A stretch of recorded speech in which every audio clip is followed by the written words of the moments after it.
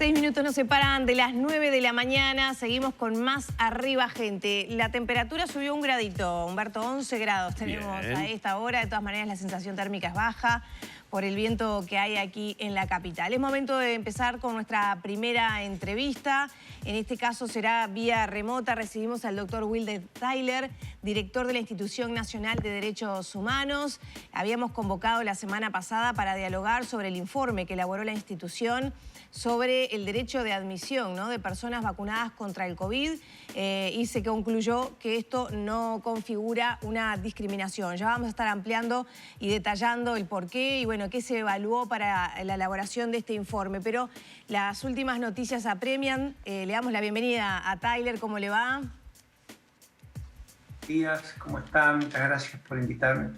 Gracias por dialogar con Arriba Gente. Le decía que las noticias apremian y bueno, esta información que llegó desde el ex Comcar, donde un recluso estuvo secuestrado y torturado, está en muy mal estado sanitario. Esta situación que generaron otras personas privadas de libertad. Desde la institución, el actual presidente anunció que se va a hacer una investigación. Bueno, ¿cuáles son los primeros pasos que se darán, Tyler? Sí, lo que anunció Falopa fue que se iba a discutir el tomar esto como un caso de oficio. Hoy hay consejo directivo, entonces allí vamos a evaluar la posibilidad de hacer esto. En este momento hay 3 denuncias ya, o sea, nosotros vamos a tener que ver cuál es el aporte, la contribución o el valor agregado que tiene la institución en esto, sobre todo teniendo en cuenta que si el caso pasa a la justicia, la institución debe paralizar su accionar en virtud de la ley que nos rige. Sin embargo, eso no nos obsta a llevar adelante un estudio más en profundidad del contexto de esta situación tan terrible, tan consternante que nos ha golpeado últimamente. Entonces, eso es lo que vamos a tener que discutir. ¿Cuál es la vía a seguir en esta materia? Esas 3 denuncias que usted decía, ¿llegaron a la institución? No, se está trabajando de oficio. No, discúlpeme, las denuncias son las denuncias que ha hecho el Ministerio del Interior, la Fiscalía y el doctor Petit en distintas instancias. O sea, en la institución hasta ayer a las 4 de la tarde, cuando yo me fui a una reunión, no había entrado una denuncia formal. Para eso no obsta a que igual no se tome de oficio, obviamente, y un caso que genera este tipo de conmoción pública y el horror que ha generado, obviamente es algo que lo tenemos que mirar. Yo le diría que es casi obligado que evaluemos cómo reaccionar frente a esto. Tyler, ¿cómo está funcionando el mecanismo de prevención de la tortura? La Institución Nacional de Derechos Humanos tiene ese mecanismo permanente, ¿no?, que monitorea de alguna manera la situación de centros de reclusión y de otras instituciones del Estado que tiene la tutela de, por ejemplo, de menores de edad. ¿Por qué esos mecanismos no alertan de estas situaciones o de alguna manera no han funcionado como preventivos justamente para que se dieran situaciones horripilantes como este caso que bueno, ha conmovido a toda la sociedad? Bueno, como usted sabe, en el sistema carcelario hay situaciones que no se le escapan únicamente al mecanismo, sino a las autoridades que están allí, ¿verdad? Y ayer mismo el ministro decía que no está ni siquiera en condiciones de decir que esto no esté pasando en otros lados, lo que es una declaración bastante preocupante. El mecanismo tiene una sana división de trabajo, yo creo, con el comisionado parlamentario también para evitar la superposición. Entonces, definitivamente el COMCAR es un establecimiento en el que normalmente el énfasis lo pone el comisionado, quien fue el primero, en realidad estuvo muy atino, fue el primero que denunció esto. El mecanismo en el COMCAR visita otros módulos. El módulo 12 es un módulo donde hay personas vulnerables, afectadas en su salud mental, hay personas enfermas. Es el módulo más visitado. No todos los módulos requieren el mismo tipo de atención.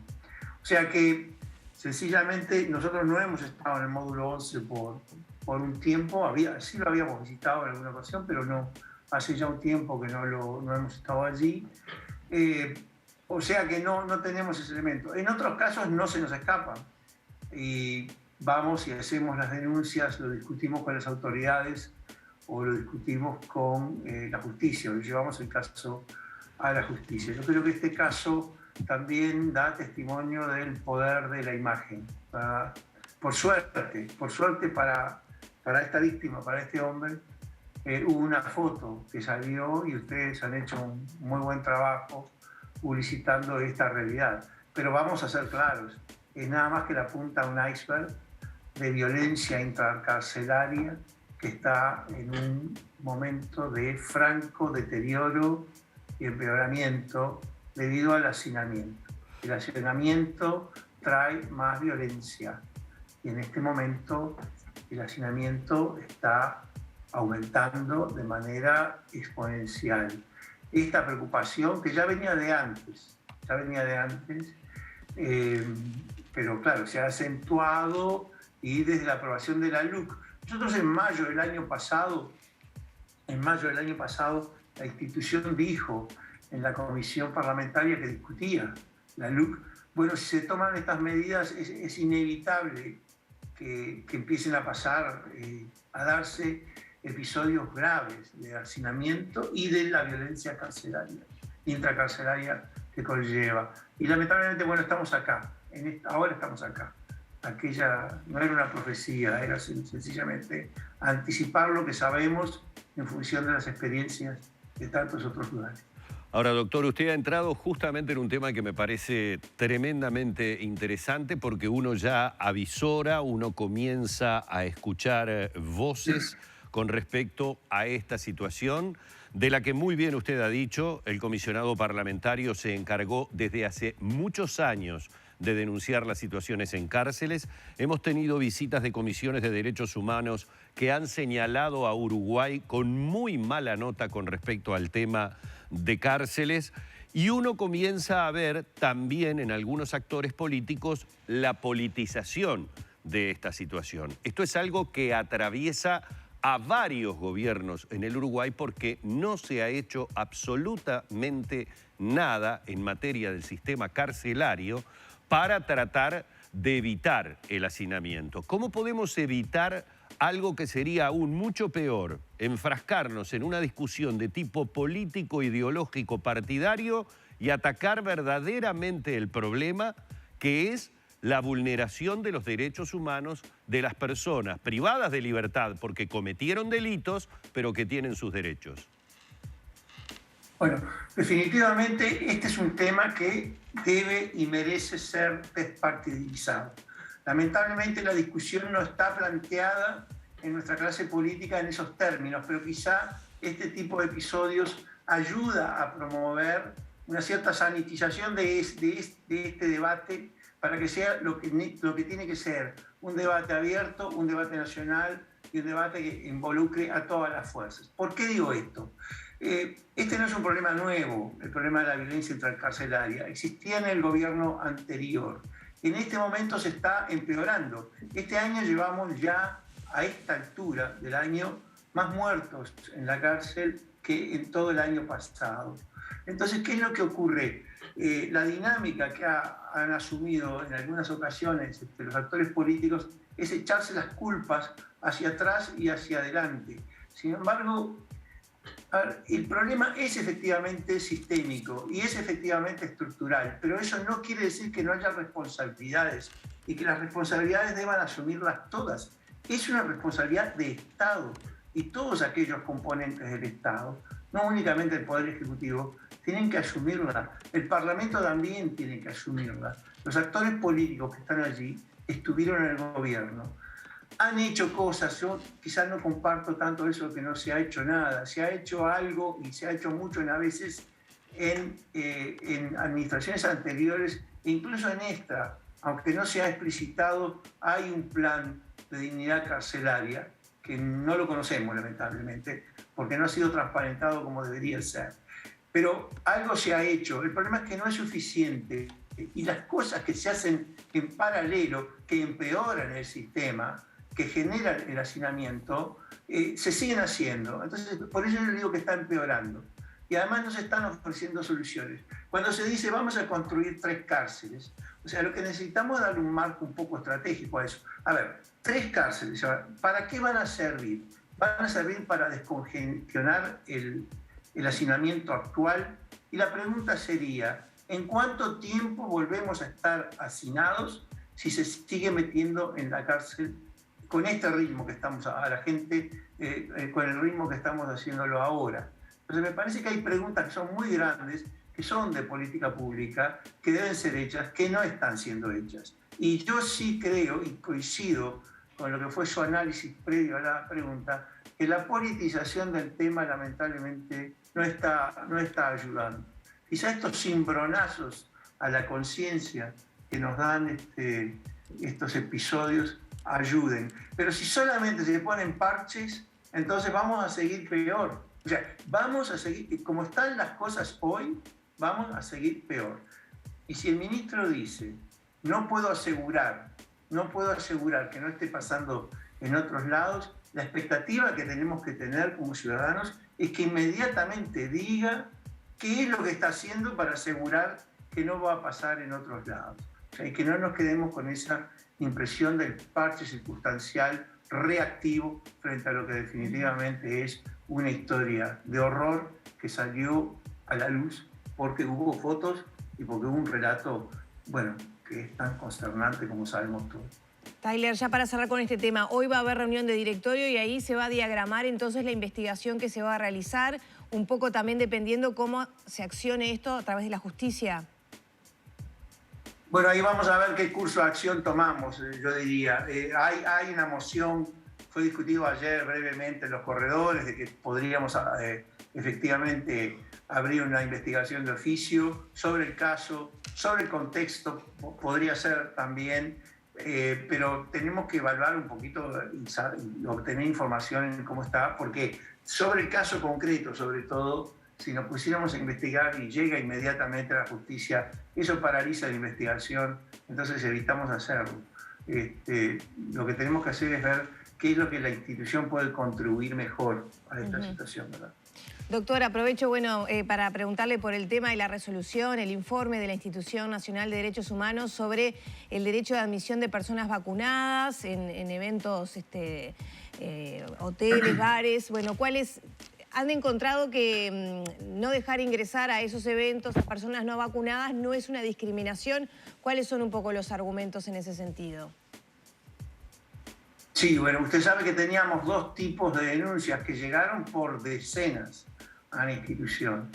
Había 2 tipos de denuncias. Una era aquellos en el que en una relación contractual de trabajo el empleador quería exigirle al empleado que se vacunara. Bien, ese caso se resolvió, o el enfoque a eso se resuelve bastante rápidamente, porque la verdad es que no hay una disposición legal en nuestro ordenamiento hoy que permita a un empleador exigir la vacuna anti-COVID a su empleado, es decir, aquel que ya está trabajando bajo su responsabilidad. Esto no quiere decir que el Ministerio de Salud Pública y el Poder Ejecutivo no puedan decretar la obligatoriedad de la vacuna. El decretar la obligatoriedad de la vacuna es una decisión política y deben tomarla en función seguramente también de criterios sanitarios, pero quiero decir que es posible hacerlo, pero no ha sido hecho. Entonces, desde ese punto de vista, en la relación de trabajo, la vacunación obligatoria, compulsiva, no es exigible. Cuando digo compulsiva, no quiere decir que se le inyecta a una persona de manera a la fuerza. Quiere decir que hay consecuencias adversas o negativas para esa persona si no se vacuna. El otro caso es el que entra dentro de el llamado derecho de admisión. Y de eso también recibimos una gran cantidad de denuncias y fue por eso que resolvimos consolidar todo en un informe. Y en ese caso sí, fue allí donde se constata, en función del análisis jurídico, pero en una óptica de derechos humanos, obviamente, que el pedido de que las personas estén vacunadas para ingresar, para admitir su ingreso en determinado tipo de eventos o locales, no es necesariamente discriminatorio. No es discriminatorio porque es legal, en primer lugar. En segundo lugar, no es discriminatorio porque sí se considera necesario, y necesario quiere decir que existe una base científica que lo fundamenta, o sea, está fundamentado, ¿verdad? Y no es, como le decía, es legal y no es discriminatorio por esa razón. Y además es necesario en una sociedad democrática como la nuestra que se adopten ese tipo de medidas, porque efectivamente tenemos un grado de circulación y de convivencia lo suficientemente intenso como para que el problema esté planteado. Entonces, en principio nosotros hemos visto que no es necesariamente discriminatorio, esa vulneración a los derechos humanos que se ha invocado no se constata automáticamente, por lo menos.